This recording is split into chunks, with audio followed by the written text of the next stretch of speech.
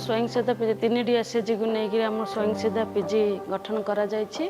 एठी 10 जन member tomato sauce और चिली सॉस प्रस्तुत कर दिन को आम 400 केजी टमाटो पकड़े आम 800 केजी आमर प्रस्तुत हुए। प्रथम आम टमाटो सॉस करने गाँ लेवल रे आमर सबू चाषी ठारो आदाय हुए से कलेक्शन हुए होइकिरी आमर यूनिट को आसी थाए।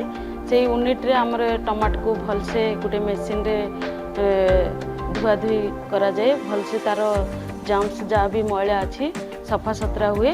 तापरे अन्य मेसीन को जाइकिरी तार बॉइल होइकिरी तार भी जहाँ भी बैक्टीरिया बाहरी हुए।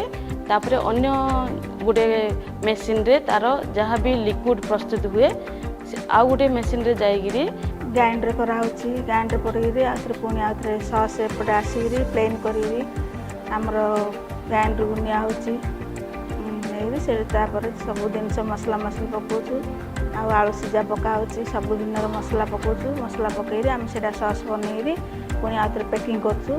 पैकिंग कर स्टिकर मारे पैकिंग कर घरे आम बसुलु ये आसिक आम कम करुचु किछि काम कले आमको ये सहयोग मिलूँ। आम टमाटो सॉस चिली सॉस आगे दुकान रो किनी पारुथुलु एबे निजे हाथ निजे बनै थिबारु आम बहुत खुशी लागुची। आम 6000 7000 टंका कमाई पारुछु। आम घर चली पारुची। आम पिला छुआ मानन को पाठ पाठ पढ़ाई पारुछु। मिशन शक्ति और माननीय मुख्यमंत्री को धन्यवाद जनाऊँ।